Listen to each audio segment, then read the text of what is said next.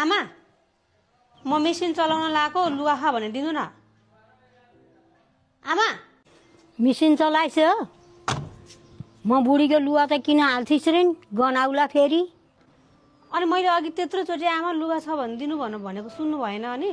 मैले सुनिनँ। ए ल ल कान्छी छोरी बल्ल खुसीको खबर सुन्न पाएँ। के हो र आमा त्यस्तो खुसी हुने खबर? के हुनु बाबु, तिम्रो कान्छी दिदीले बल्ल आनन्दको सास फेर्नु पाइ। के भएर आमा त्यस्तो? म नि सुनौँ न त त्यस्तो खुसीको कुरा के रहेछ?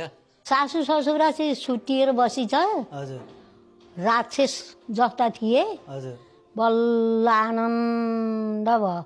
आमा चेलिनु खान्न 3 घन्टा भइसक्यो उठेर धन्ना गरे कि यस बेला चिया लैजतेहरू थिए।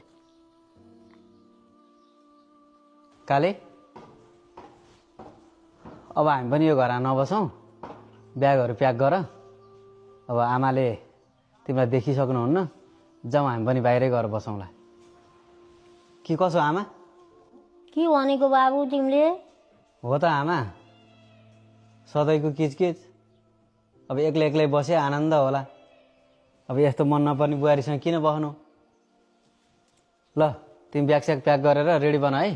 दुःख गरेर हुर्केँ बढाएँ, अब श्रीमती पाएपछि मलाई छोडेर जान्छु भन्ने, म एक्लै कसरी बस्ने? कस्तो अचम्मको कुरा है। आफ्नी छोरी चाहिँ एक्लै बस्दैछ, सास ससुरासँग छुट्टिएर बसेको छ भन्दाखेरि चाहिँ आनन्द रे बल्ल आनन्दको सास फेर्न पाएँ मेरो छोरीले भन्ने। अनि छोरा बुहारी चाहिँ छुट्टिएर बस्न खोज्दा चाहिँ अब बुहारी पाएपछि छोरा साइड लाग्यो भन्ने कुरा त एउटै होइन र आमा। अब हजुर पनि एक्लै बस्नु आनन्दको सास फेर्नु, अब यसलाई पनि आनन्दको सास फेर्न छ एक्लै बस्छे। दुईजना एक्लै एक्लै बसेपछि आनन्द। एकोरो रोटी पाक्दैन आमा। अब उसले सकेसम्म राम्रो व्यवहारै गरेकी छ हजुरलाई। अब उसले जस्तै राम्रो व्यवहार गरिदिनु, त्यसो भएपछि त सबै मिलिहाल्छ नि। घर स्वर्ग जस्तै हुन्छ। हजुरले पनि उसले जस्तै व्यवहार गरिदिनु, खुसी भइदिनु उसले गरेको कुरामा।